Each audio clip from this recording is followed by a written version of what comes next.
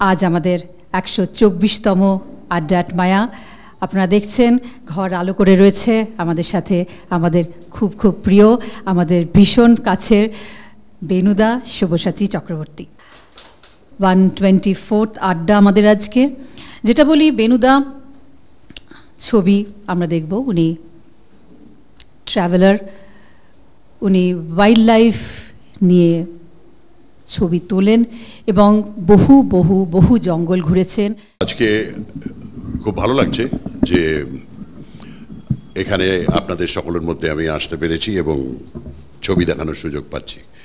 তবে আমি খুব একটা আগ্রহী নই আমার ছবি দেখানোর ব্যাপারে। আমি ঠিক ফটোগ্রাফার নই, আর ওয়াইল্ড লাইফ ফটোগ্রাফি তো জানিই না।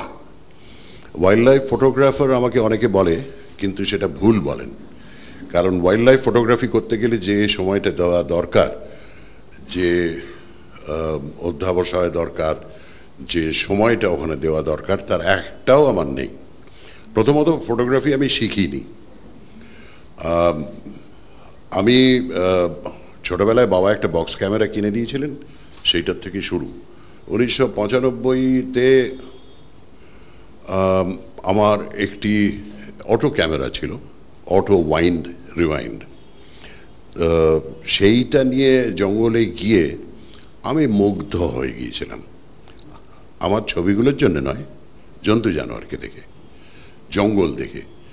এবং সেইটা দেখার পরে যে অনুভূতি হয়েছিল, আমার মনে হয়েছিল যে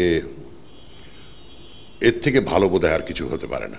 তো ফাইনালি যেটা হলো সেটা হচ্ছে আমার আস্তে আস্তে বিভিন্ন লোকের সঙ্গে আলাপ হলো।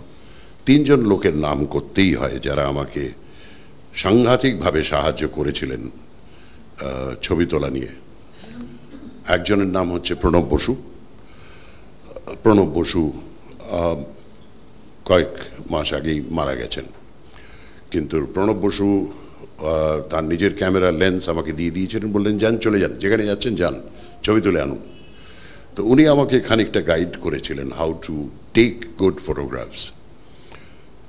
আরেকজন হচ্ছেন হীরক সেন, যিনি সত্যজিৎ রায়ের স্টিল ক্যামেরা ফটোগ্রাফার এবং সন্দীপ রায়েরও। তবে তিনি ওয়াইল্ড লাইফ নিয়ে কোনো কাজ করেননি, তবে তিনিও তার ক্যামেরা লেন্স আমাকে দিয়েছিলেন ছবি তোলার জন্য। আরেকজন হচ্ছেন উৎপল সরকার। এই 3 জনের সাহায্য না পেলে আমি কোনোদিনই জানতাম না what photography, nature photography and wild life photography is all about. এবং আমার ছবির মান খুবই সাধারণ। Please do not expect National Geographic বা বিবিসি ম্যাগাজিনের মতন ছবি দেখবেন, একেবারেই তা নয়। এবং আমি যা যা তুলেছি, basically I want to thank Nikon India limited, যারা আমাকে খুবই সাহায্য করে। তো আমি সেই ছবিগুলো এবারে একটা একটা করে দেখাতে আরম্ভ করছি। আমি শুরু করছি বান্ধবগড় দিয়ে। এই যে হনুমান জল খাচ্ছে, এইরকম ধরনের আমার প্রচুর ছবি আছে। তো সেখানে আমাদের জঙ্গলে যখন বেড়াতে যাই, একটি ড্রাইভার এবং গাইড খুব আশ্চর্য হয়ে যায়। क्या ले रहे हैं? मुझे लंगूर फोटो ले रहे हैं। क्या सर, इतना पैसा देंगे, आप टाइम वेस्ट कर रहे हैं। शेर उधर है।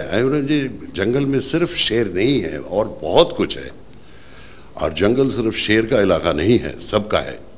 किंतु সেটা বোঝাতে পারি না। তারা বলে যে না, বাঘ না দেখাতে পারলে তাদের শান্তি হয় না। যেটা আমার ভালো লাগে, আমি সকলের পোর্ট্রেট তুলে যাই। তাই একটার পর একটা দেখিয়ে দিচ্ছি। এগুলো বান্ধবগড়ি তোলা। এই দুটো গিরগিটি, রক আগামাস বলে এদের। এই একটা বাঘ। এটা কিন্তু আমি বাঘের পেছনে দৌড়ইনি। আমরা যেখানে গিয়ে পৌঁছেছিলাম সেখানে একসঙ্গে 3-4টে বাঘ ছিল, তাদের মধ্যেই একটা। এইগুলো হচ্ছে সাব অ্যাডাল্ট বাঘ, এগুলো ফুল গ্রোন নয়। সবকটার নাম আমি খুব ভালো করে জানি না, কারণ আমি একজন ওয়াইল্ড লাইফ স্পেশালিস্ট নই। তবে এটার নাম জানি, এটার নাম হচ্ছে ইন্ডিয়ান পিটা, স্পটেড আউলেট, পাইড কিংফিশার। এই এক্সপ্রেশনটা আমার খুব ভালো লেগেছিল। সে আমার দিকে তাকিয়ে ছিল, আর আমার একটা বোধহয় D3 না D4 ছিল, সেই D3 D4 ক্যামেরাটা প্রচণ্ড আওয়াজ করে, আর যদি র্যাপিডলি ছবি তোলা হয় মাল্টিপল ফ্রেমসের, তাহলে খানিকটা এই AK-47 বা AK-56-এর মতন আওয়াজ হয়। তো তাতে গাইড আর ড্রাইভার দুজনেই ভয় পেয়ে আমার দিকে তাকালো, যে আমি কি গুলি করছি নাকি। তো প্রচণ্ড আওয়াজ হয়, তো এই বাচ্চাটাও খুব ঘাবড়ে গিয়েছিল। তো তার এই এক্সপ্রেশনটা আমার খুব ভালো লেগেছিল। তাই এটা হচ্ছে একটা স্টোন কার্লিউ, যে একটা ডিম দিয়েছিল, এবং দুটো ডিম ছিল।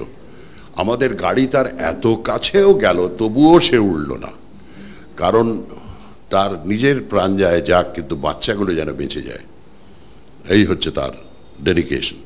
আমি এবারে যাচ্ছি ভরতপুর। ভরতপুর হচ্ছে দিল্লির কাছে, রাজস্থানে, এবং ভরতপুর অ্যাকচুয়াল নাম হচ্ছে কেওলাদেও ঘানা বার্ড স্যাংচুরি। তো সেখানে গিয়ে আমি আর কাছ থেকে পাখি তুলেছিলাম, এবং ভীষণই ভালো লেগেছিল আমার, যে পাখির একটা মানে কী বলবো, প্যারাডাইস। তো সেখানে আবার কিছু ফ্রুট ব্যাটও ছিল, এই ফ্রুট ব্যাটের ছবি তুলেছিলাম, অনেকগুলো ছিল, তার মধ্যে একটা, সেখানে বাঁদরও ছিল, গোলায়াত হেরন, কর্মোরেন্ট, এটা বোধহয় চাইনিজ, পন্ড হেরন, সফট শেলড টার্টল, আর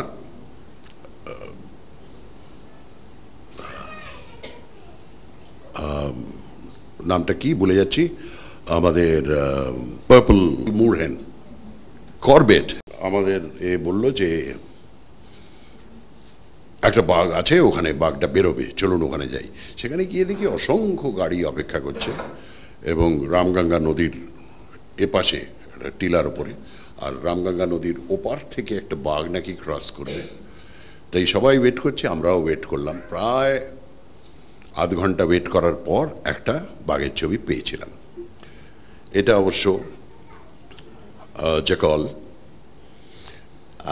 এটা হচ্ছে চেস্টনাট হেডেড বি ইটার, মুখে একটা পোডিং ধরে, এটা প্যারাডাইস ফ্লাই ক্যাচার, এটা হোয়াইট ব্রেস্টেড কিংফিশার, এটা হচ্ছে কালিজ ফিজেন্ট, স্পটেড ডাভ, এটাও আরেকটা ওরকম একটা ফোর্ডিং ধরে। তো এই ধরনের ছবিগুলো আমি গিয়ে যখন তুলি, অনেকেই আমাকে বলে, করবেটে গেলেন, বাঘ পেলেন না, হাতি পেলেন না? আমি বললাম যে মানুষের একটা টেন্ডেন্সি হচ্ছে, হাতি বিশাল বড়, আমার গাড়ি উল্টে দিতে পারে, আমার ঘর ভেঙে দিতে পারে, বাঘ হিংস্র, আমাকে টুকরো টুকরো করে খেয়ে ফেলতে পারে, এক থাবায় আমার মাথা উড়িয়ে দিতে পারে। লোকে এই যে জন্যে আমি দেখেছি যে ভয়ের ছবি দেখতে মানুষ খুব পছন্দ করে। আপনারা জানেন কিনা জানি না, হয়তো অনেকেই জানেন, যে সারা পৃথিবীতে যত পোকামাকড় আছে সব মিলিয়ে যদি ওজন করা হয়, তাহলে সারা পৃথিবীতে যত মানুষ আছে তার ওজনের 10 গুণ বেশি। কাজে পোকামাকড়ের ভ্যারাইটি এত বেশি, এবং সেই পোকামাকড় আছে বলেই আজকে কিন্তু পৃথিবী বেঁচে আছে। পোকামাকড় যদি না থাকতো, ইকোলজিটা নষ্ট হয়ে যেত। তো আমি এবারে যাচ্ছি কানহা। কানহাতে রিসেন্টলি ঘুরে এসেছি। এই কানহার কয়েকটা ছবি, এগুলো হচ্ছে বারাসিংহা। এই দুটোই সাব অ্যাডাল্ট বাঘ, তারা প্রায় অ্যাডাল্ট হয়ে গেছে এবং এখনও মার সঙ্গে আছে, কিন্তু বেশি দিন আর থাকবে না। মা মাঝে মধ্যেই ওদের ছেড়ে দিয়ে চলে যায় দূরে, এবং ওরা কিন্তু একসঙ্গে ঘুরে বেড়াচ্ছে দুজনেই। এটা হচ্ছে একটা ক্রেস্টেড হক ইগল। এইগুলো ছবি তুলি আমি, আমার এগুলো খুব ভালো লাগে। যে এইগুলো না থাকলে কিন্তু জঙ্গল সত্যি বাঁচবে না, যেটা একটু আগেই বলছিলাম। এটা একটা বড় ফরেস্ট অ্যান্ট, 3/4 ইঞ্চ তো বটেই, ক্লোজিং ইন অন 1 ইঞ্চ। কিন্তু এই এরা আছে বলেই কিন্তু জঙ্গল পরিষ্কার থাকে। এরা ডেড বডি কার্কাস খায় আর অন্যান্য জিনিস জঙ্গল থেকে পরিষ্কার করে। এটা একটা অদ্ভুত জিনিস দেখেছিলাম, দুটো জ্যাকলের বাচ্চা, তারা ওই ঝোপের মধ্যে বসেছিল। কি করে এদের আমি জানি না ল্যাঙ্গুয়েজ কি আছে এদের, ওদের মা একটা শিকার করতে গেছে, ওদেরকে বলেছে এর মধ্যে বসে থাক, ওরা ওই ঝোপের মধ্যে বসেছিল। আমাদের গাড়িটা এসে দাঁড়াতে আমি ওটা দেখে আমার খুব ভালো লাগলো। এলো দাঁড়ো দাঁড়ো দাঁড়ো, ছবি তুলতে আরম্ভ করলাম, ও দেখি উঠে এগিয়ে এলো আমাদের দিকে। তো আমি ওকে বললাম যে না, তোর মা এখন আসেনি, এটা আমরা, যা আবার ফেরত চলে যা। আশ্চর্যজনকভাবে সত্যি ফেরত চলে গেল, গিয়ে আবার ঝোপের মধ্যে বসে পড়ল। আমার ভীষণ আনন্দ হলো, যদিও আমার কথা সে কিছুই বুঝতে পারেনি, তবু একটা ফিলিং তো আছে যে সে রিয়েলাইজ করলো যে না, এটা গাড়ি, এটা আমার মা নয়। আবার সে ফেরত চলে গেল। সেটা ওর মার তো কোনো ভাষা নেই, কিন্তু কিভাবে বলে আমি সেটা আফ্রিকাতেও দেখেছি। চিতা তার দুটো বাচ্চা নিয়ে যাচ্ছিল, হঠাৎ সে একটা হরিণ দেখতে পায়, মা নিচু হয়ে যায়, ওই বাচ্চাদের দিকে তাকিয়ে ফ্যাঁস করে একটা আওয়াজ করে, বাচ্চাগুলো ওখানে বসে পড়ল এবং মা চলে গেল শিকার করতে। ডেফিনেটলি একটা ভাষা আছে, না হলে কি করে হয়, বাচ্চাগুলো বুঝলোই বা কী করে। তো সেটাকেও বোঝার চেষ্টা করি জঙ্গলে গিয়ে। এটা একটা মা আর তার বাচ্চা, this is a sambar female. শকুন একসময় বিলুপ্ত হয়ে গিয়েছিল, আমাদের প্রায় বিলুপ্ত হয়ে গিয়েছিল। তো তার মূল কারণ হচ্ছে ডাইক্লোফেনাক। ডাইক্লোফেনাক যেটা আমরা সাধারণত ব্যথা ওষুধ হিসেবে খাই, সেটা হচ্ছে গরুদের দেওয়া হয়। কারণ গরুরা যখন ঘাস খায়, এই ঘাসের মধ্যে নানান রকম জিনিস থাকে যেগুলো খেয়ে তাদের পেটে ব্যথা হয়, এবং গরুদের যখন পেটের ব্যথা হয় তখন সেই পেটের ব্যথা কমানোর জন্য তাদের ডাইক্লোফেনাক ইঞ্জেকশন দেওয়া হয়। সে পেটের ব্যথা সেরে যায়, আবার গরু ঘাস খেতে চলে যায়। এবং এই গরুগুলো যখন মরে, তাদের মাংসগুলো যখন শকুন খায়, তখন শকুনের একটা অ্যালার্জি হয়, এবং শকুনের ডিমগুলো যেগুলো দিত, সব ডিমগুলো ফেটে যাচ্ছিল, বাচ্চাগুলো মরে যাচ্ছিল। আর যে বাচ্চাগুলো জন্মাচ্ছিল সেগুলোর গায়ে পালক হচ্ছিল না, সেগুলো ছোট বয়সেই মরে যাচ্ছিল। এটা হচ্ছে একটা ওয়াইল্ড বোর, অর্থাৎ বুনো শুয়োর। কবি বলেছিলেন গাভীর মতন মেঘ চড়ে বেড়ায়, ঠিক সেরকম গাভীর মতন গন্ডারও চড়ে বেড়ায় কাজিরাঙাতে। এবং কাজিরাঙা যখন পৌঁছে যাচ্ছি আমরা, দুধারে ধান ক্ষেত, এবং ধান ক্ষেতের মধ্যে গরুর সঙ্গে গন্ডার চড়ছে, আমরা দেখেছি এত গন্ডার। আর সেই প্রচুর গন্ডার চোরা শিকারীদের হাতে মারা পড়েছে। কিন্তু এখন একটু আরও stricter measures are being taken, কাজেই গন্ডার এখন বাঁচানো হচ্ছে, এখন গন্ডারের পপুলেশনও বাড়ছে। আর এটা জঙ্গলের ভেতরে তোলা, এটা বাইরে নয়। আর এইটা হচ্ছে একটা মনিটর লিজার্ড, এটা হচ্ছে আরেকটা ওয়াইল্ড বোর, কাদামাখা। এটা হচ্ছে একটা ওয়াটার বাফেলো। এই শিংটা হচ্ছে বাঁদিক থেকে ডান দিক 1 মিটারের বেশি, মানে প্রায় এতখানি। এই বুনো মোষ আর কি। এটা হচ্ছে একটা আরেকটা রাইনো, বৃষ্টি পড়ছিল। এরা চোখে খুব ভালো দেখতে পায় না, কিন্তু শুনতে পায় ভালো। তো এই বৃষ্টি পড়ছিল বলে এ সোজা এসে এখানে একটা ওয়াচ টাওয়ার ছিল, তার নিচে বোধহয় এসে দাঁড়াবে এরকম একটা কী প্ল্যান ছিল ওর। তো সে আমরা ওখানে দাঁড়িয়েছিলাম, ও সোজা চলে এলো।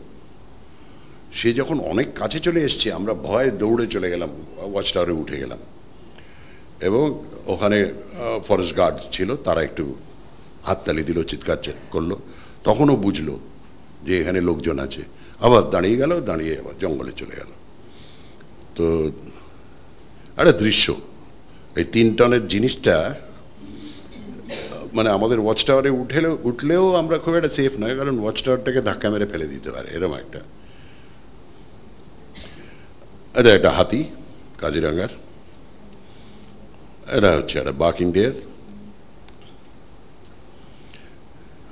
আবার একটা মনিটর লেজার্ড গোসাপ। এটা হচ্ছে পেঞ্চ। পেঞ্চ টাইগার রিজার্ভ হচ্ছে, পেঞ্চের দুটো ভাগ আছে। পেঞ্চের একটা হচ্ছে মহারাষ্ট্র, একটা হচ্ছে মধ্যপ্রদেশ। মহারাষ্ট্রটাও যথেষ্ট ভালো, কিন্তু আমরা বেশিরভাগ সময় এমপির সেকশনটায় যাই। তো এটা হচ্ছে আমাদের একটা গড় যাকে বলে, তো ইন্ডিয়ান বাইসন বলে, কিন্তু এটা বাইসন নয়, ইটস এ বোভাইন ক্যাটাগরি আর কি। তো এক রকমের গরুই বলা যেতে পারে। তো কিন্তু হিউজ হিউজ সাইজ।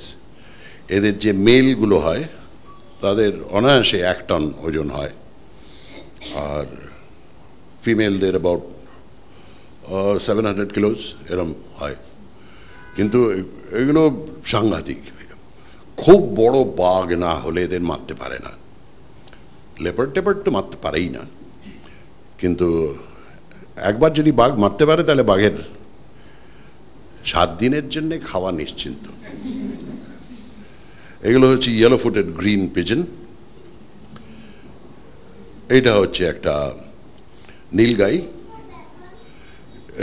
এই যে এখানে ওইখানে ও নিচু হয়ে ওই মাটিটা চাটছিল, এই মাটিটার মধ্যে নুন আছে। তো জেনারেলি এই জায়গাগুলোকে বলে সল্ট লেক। এটা ন্যাচারাল নুন, এটা প্রাকৃতিকভাবে নুনটাকে পাওয়া যায় মাটিতে। এবং তারা যেহেতু শুধুমাত্র গাছপালা খায়, তাদের ইনস্টিংক্টিভলি তারাও বুঝতে পারে যে তাদের নুনের অভাব হয়ে যাচ্ছে, এবং তারা ওই মাটি চেটে নুনটা রিপ্লেনিশ করে। সব জন্তু জানোয়ারই করে, তবে আমি বাঘকে করতে দেখিনি আর কি। আমার মনে হয় যে এই ধরনের জন্তু জানোয়ার খাচ্ছে, যারা নুন খাচ্ছে বলে বাঘ খানিকটা নুন পেয়ে যায় বোধহয়। তো এখানে বাঘকে নুন খেতে দেখিনি। বেশিরভাগ হার্বিভোরস, হার্বিভোরস মানে তৃণভোজী যারা। আর চিতল, স্ট্যাগ, এদের এই শিংগুলো পড়ে যায়, আপনারা অনেকেই জানেন। শিংগুলো বছর বছর পড়ে যায়, আবার নতুন করে গজায়।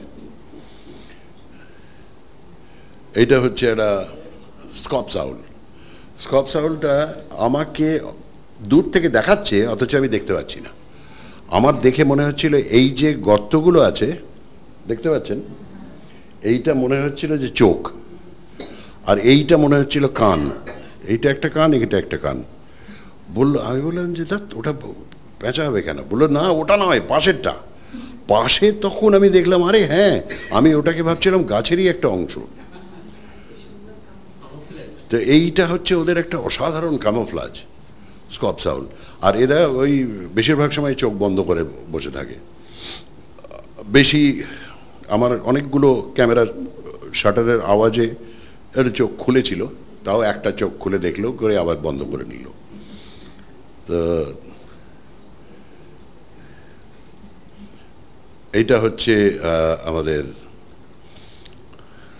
এই বাঁদরের ছবিটা আমার খুব ভালো লেগেছিল।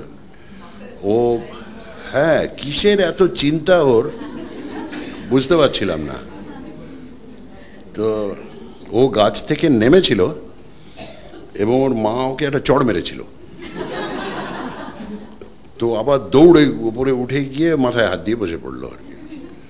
তো ওকে বোধ হয় 2বার ওয়ার্নিং দিয়েছে, 3বার ওয়ার্নিং দিয়েছে, ও শোনেনি, তখন এই চড়টা খেয়েছে। তো ওখানে গিয়ে চুপ করে বসেছিল। আমাদের এই বাঁদরের ছবি তুলতে এত ভালো লাগে না, এই লাঙ্গুর আর এমনি resus monkeys, very close two humans, মানে এক্সপ্রেশনস আর এর মিলিয়ে। এগুলো হচ্ছে ওয়াইল্ড ডগস, যাকে আমাদের বলা হয় ইন্ডিয়ান ওয়াইল্ড ডগস, ঢোলস। এগুলো খুব ফেরাসিয়াস হয়, খুবই ফেরাসিয়াস, এবং এরা একটা দলে শিকার করে। বাঘও ভয় পায় এদের, কারণ তারা দলে শিকার করে বলে। জেনারেলি কার্নিভোরস বা মাংসাশী প্রাণীরা যদি কোনো শিকার করে তাহলে তার দম বন্ধ করে মেরে আগে নিশ্চিত হয়ে যায় সে মরে গেছে, তারপর তাকে খায়। আর ওয়াইল্ড ডগসের ক্ষেত্রে সেটা হচ্ছে যে আগে খেয়ে নেয়, জন্তুটা পরে মরে। কাজেই আমি নিজের চোখে দেখেছি একটা হরিণকে টুকরো টুকরো করে অর্ধেক করে দিয়েছে, তখনও হরিণটা বেঁচে। ছিঁড়ে ছিঁড়ে খেয়ে নিচ্ছে হরিণটাকে, তখনও হরিণটা বেঁচে। তারপরে আর সহ্য করতে না পেরে প্রায় নাড়ি ভুড়ি সব বেরিয়ে গেছে, হরিণটা তখনও বসে আছে, ওকে খেয়ে যাচ্ছে, এবং তারপরে হরিণটা শুয়ে পড়ল। Kazi one of the most ferocious animals of the Indian forests, Indian jungles. Dhole বলে, আর ইংরেজিতে বলা হয় ইন্ডিয়ান ওয়াইল্ড ডগ। এই ছবিটা আমি পেয়েছিলাম যে একটা, আমি গাড়ির থেকে খালি শুনতে পাচ্ছি চিং চিং করে একটা আওয়াজ হচ্ছে, কিন্তু আইডেন্টিফাই করতে পারছি না কোত্থেকে আসছে। তো আমার এক বন্ধু বলল যে আরে ওই যে পাথরের ওপর। আমি তখন দেখে কয়েকটা ছবি তুললাম। একদমই ছোট বাচ্চা, কিন্তু তার পুরো দল ওখান থেকে চলে গেছে ওকে ভুলে ফেলে দিয়ে, আরও চিৎকার করে যাচ্ছে। তো খানিকক্ষণ ওখানে অপেক্ষা করলাম, তারপরে একটি মা লাঙ্গুর এলো, এসে ওকে ওখান থেকে তুলে কোলে তুলে নিয়ে আবার চলে গেল। তো এইটা তারই একটা ছবি।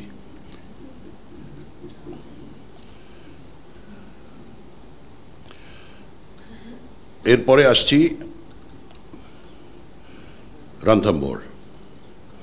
রণথম্বোর হচ্ছে রাজস্থানে ফেভারিট জায়গা বাঘের, অনেকেই গেছে, বাঘ দেখেছে। এটা পিক গরমে গিয়েছিলাম আমরা, তখন টেম্পারেচার ওয়াজ অ্যারাউন্ড 46-47 ডিগ্রিজ, এবং এই বাঘগুলো ঘুরে বেড়ায়। বাঘ গরমকাল হচ্ছে সবচেয়ে ভালো সময় বাঘ দেখার জন্য, যারা বাঘ নিয়ে ফ্যানাটিক তাদের জন্য বলছি। আর অন্যান্য জন্তুও দেখা যায় খুব বেশি করে গরমকালে। তার কারণ হচ্ছে যে জলের অভাব, এবং বেশিরভাগ জল শুকিয়ে যায়, তারা এক জায়গা থেকে আরেক জায়গায় মুভ করে জল খাওয়ার জন্যে। আর যেহেতু মুভমেন্ট বেশি, সেহেতু তাদের দেখা পাওয়া যায় বেশি। তো এই বাঘটি ভীষণ গরম লাগছিল, সে একটু জলে ডুবে বসেছিল, আমি ছবি তুললাম। এটা আরেকটা, এটা সত্যি সত্যি খুব কাছ থেকে, এবং আমাদের মানে আমি যদি গাড়িটা এটা হই তাহলে ওই দেয়ালের কাছে ছিল বাঘটা। এটাও খুব কাছ থেকে। এটা হচ্ছে একটা নীলগাই, মেল। আগে যেটা দেখলেন সল্ট লিকে সেটা হচ্ছে ফিমেল, এটা হচ্ছে মেল। আর এই একটু ব্লুইশ গ্রে রং হয় বলে ওদের নীলগাই বলে। এই একটা মর্মান্তিক দৃশ্য দেখেছিলাম যে জঙ্গলে হরিণ, শুয়োর ইত্যাদি ইত্যাদি এরকম অনেক কিছুই আছে যেগুলো মাংসাশী প্রাণীরা শিকার করে খায়।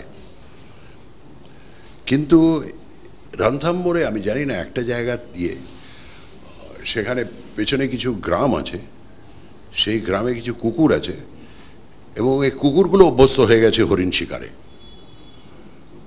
তো আমি এখানে দেখলাম সে দুটো কুকুর মিলে একটা হরিণকে মারলো এবং তাকে ছিঁড়ে ছিঁড়ে খেয়ে নিল। এটাও খুব একটা ভালো ছিল। আমরা গাড়ি করে যাচ্ছিলাম, একটা লাঙ্গুর তার বাচ্চাকে নিয়ে বসেছিল। এইটা খুব রেয়ারলি পাওয়া যায়, যে স্লথ বেয়ার। রণথম্বোরে পেয়ে গিয়েছিলাম, রাস্তা ক্রস করছিল। আর এটা একটা খুব ফেমাস বাঘ, আমি জানি না এটা বেঁচে আছে কিনা, ঋদ্ধি বোধহয় বেঁচে নেই। এরা দুই ভাই ছিল, ঋদ্ধি আর সিদ্ধি। তো এটা হচ্ছে ঋদ্ধি। তো আমরা যখন তুলেছিলাম তখন ও বসেছিল। রণথাম্বরে বাঘের ছড়াছড়ি, মানে মোটামুটি গেলে আপনি 2-4টে বাঘ পেয়েই যাবেন। তারপরে আমরাও 3-4 বার গেছি। আর এটা একটা ছবি, ওই দুটো গড় জল খাচ্ছিল। এগুলো ফিমেল, এগুলো ওজন কম, 400-500 কিলোস বোধ হয়। এগুলো হচ্ছে উড স্পাইডার। এদের এই জালটা মানে বেশ বড় হয়, বড় মানে যথেষ্ট বড়। এবং কিছু কিছু বড় উড স্পাইডারের জালগুলো এতই শক্ত হয় যে তাতে পাখিও আটকে যায়, ছোট পাখি অবশ্যই। আর এরা পোকামাকড় ধরে খায়। এই উড স্পাইডারের আমার কাছে প্রচুর ছবি আছে। এইটা এই জন্যে দেখাচ্ছি কারণ এর জালের সাইজটা বোঝানোর জন্য। আর একটু ওয়াইড হলে ভালো হতো। বিশাল বড়, মানে ধরুন এই স্ক্রিনটার সাইজের জালটা। এটা হচ্ছে একটা কুমির, এটা হচ্ছে সুইট ওয়াটার ক্রোকোডাইল, ওখানে যেগুলো পাওয়া যায় তারোবাতে কম। তারোবা লেকে কিছু আছে। আর এইটা হচ্ছে সিম্বায়োটিক রিলেশনশিপ। আর কিছু জন্তু জানোয়ার আছে যারা একসঙ্গে জঙ্গলে থাকে, এবং বাঁদর আর হরিণের মধ্যে খুব ভালো একটা সম্পর্ক আছে, লাঙ্গুর আর হরিণ। তার কারণ হরিণ, যে গাছে বাঁদর আছে তারা ওই ফল টল খায়, আর ওপর থেকে ফলগুলো পড়ে, সেগুলো হরিণগুলো পায়। আর ওরা সেই জন্যে যেখানে বাঁদর সেখানে হরিণ সাধারণত। আর বাঁদর যেহেতু গাছের ওপর থাকে, তাই দূর থেকে দেখতে পায় যে বাঘ আসছে বা লেপার্ড আসছে, ওইখান থেকে ওয়ার্নিং সিগন্যাল দিয়ে দেয়, হরিণগুলো পালিয়ে যায়। কাজে এই একটা সিম্বায়োটিক রিলেশনশিপ আছে। আর বাঁদরগুলো সেই জন্যে ওদের হরিণের সঙ্গে একটা খুব ভালো রিলেশন। তবে বড় বাঁদরকে এরকম করতে আমি দেখিনি।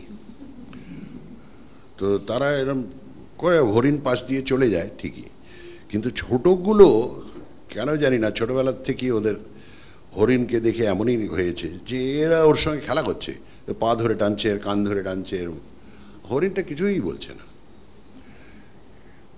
এটা খুব ভালো লাগলো আমার।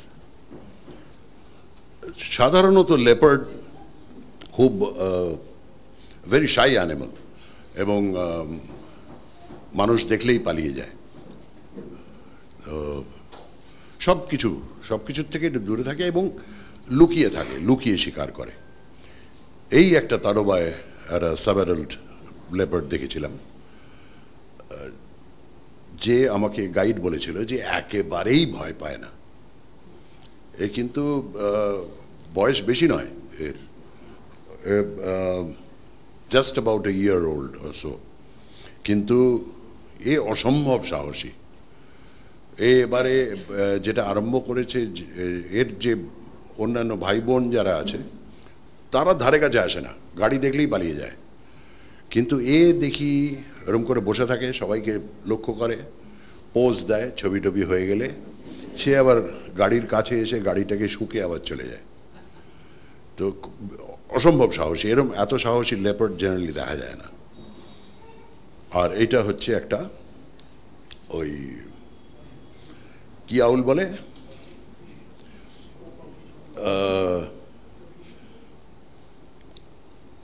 যাই নামটা ভুলে যাচ্ছি, খুবই মানে বিশাল বড় এইগুলো হচ্ছে। বাংলায় বোধহয় হুতম পেঁচাই বলে, এবং সায়েন্টিফিক নেম বোধহয় বিউবো বেঙ্গলেন্সিস, যেটা ফেলুদা লালমোহন বাবুকে বলেছিল জাহাঙ্গীরের স্বর্ণমুদ্রাতে। তো ব্রাউন ফিশিং আউল বোধহয় ব্রাউন ফিশিং আউল। এই একটা ছবি আমি দেখাতে চাই এইটার জন্যে, যে এই যে টিপস পাওয়ার জন্যে কত কাছ থেকে বাঘের ছবি তুলতে পারেন, এর একটা কম্পিটিশন হয়েছে। এটাও আরেকটা বাঘিনী। That's all. ফ্রম তাডোবা। এইবারে দেখাচ্ছি প্রাকৃতিক কিছু ছবি। এই প্রকৃতি আমার কাছে এতই আকর্ষণীয় যে আমার মনে হয় যে ওখানেই থেকে যাই, কিন্তু কোনো উপায় নেই, ফিরে তো আসতেই হবে। আমার বাড়ি, আমার রোজগারের জায়গা সবই এখানে, কাজেই জঙ্গলে আর ভেরি এক্সপেন্সিভ, জঙ্গলে থাকাটা খুবই এক্সপেন্সিভ। এইগুলো, এটাও কর্বেটেরই একটা সেকশন, রামগঙ্গা নদীর টিপিক্যাল ফরেস্ট রোড। এটা তো তবুও মেটাল রোড, এগুলো কাঁচা রাস্তাই হয় বেশিরভাগ,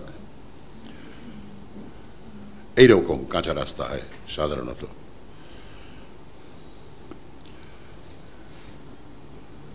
this is a dry forest, এটা বোধহয় পেঞ্চ। এটা হচ্ছে গরুমারা। এটা আমরা গরুমারার উপর একটা ডকুমেন্টারি করেছিলাম। তো আমরা 3-4টে সিজনে গিয়েছিলাম, গরমে, শীতে, বর্ষায় আর শরতে। তো এইটা হচ্ছে বর্ষাকালের মাঝামাঝি, সাংঘাতিক আন্ডারগ্রোথ, সাংঘাতিক আন্ডারগ্রোথ। এবং এখানে পাশে যদি কোনো জন্তু থাকে আমরা কিন্তু বুঝতে পারবো না। এটাও একটা গরুমারারই একটা সেকশন, ফগি উইন্টার মর্নিং। এইটা আপনারা অনেকেই দেখেছেন, প্যাংগং লেক, লাদাখ গিয়েছিলাম তখন এটা তোলা। এটাও একটা রাস্তা, ওই কোথায় যাচ্ছিলাম ঠিক মনে পড়ছে না আমার। রাস্তা খুবই ভালো লাদাখের। এইটা হচ্ছে ওই জান্সকার আর ইন্ডাস নদীর সঙ্গম। এইটা হচ্ছে আরেকটা প্যাংগং লেকের আরেকটা সেকশন, যার পরে হচ্ছে ডান দিকে চায়না বর্ডার। তো ওই জায়গায় একটা ছবি তুলেছিলাম। এই ছবিটা আমার কাছে একটা বিশেষ মানে রাখে, কারণ এই সামনে ফোরগ্রাউন্ডে এই যে পাথর আর মাটি দেখছেন, এইখানে টেম্পারেচার হতে 32 ডিগ্রি সেন্টিগ্রেড।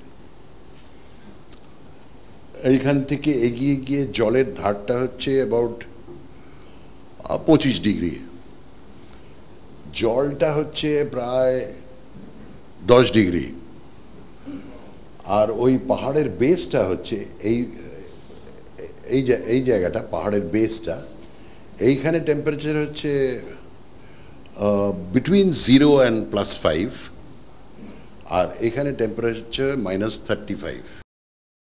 তো এই -35 to +35 ইন ওয়ান ফ্রেম। তো এইটা আমার খুব, এটা হচ্ছে, হ্যাঁ, ভেরি ইন্টারেস্টিং। এইটা আমার খুব ভালো লাগে এই কারণেই। আর এই অবশ্যই এখানে -35, আর এরম জায়গায় প্লেন নিয়ে গেলে -55। তো যেটা আপনারা অনেকেই দেখেছেন, প্লেন যখন 40,000 40,000 ফুটের উপরে ওড়ে তখন দেখায় যে আউটসাইড টেম্পারেচার ইজ -55। এটাও একটা লাদাখেরই সেকশন। এগুলো বিভিন্ন। This is a part of Mahananda wild life sanctuary. এইগুলোকে বলে ফায়ার লাইন। মানে একদিকে যদি এখানে যদি বাই চান্স আগুন লাগে, এই আগুনটা যেন এই গাছগুলোয় না যায়, সেই জন্য মাঝখানে অনেকটা জায়গা ফাঁকা রাখা হয়, তাই জন্য এটাকে বলা হয় ফায়ার লাইন। এটা হচ্ছে পারমাদান বিভূতিভূষণ ওয়াইল্ড লাইফ স্যাংচুয়ারি।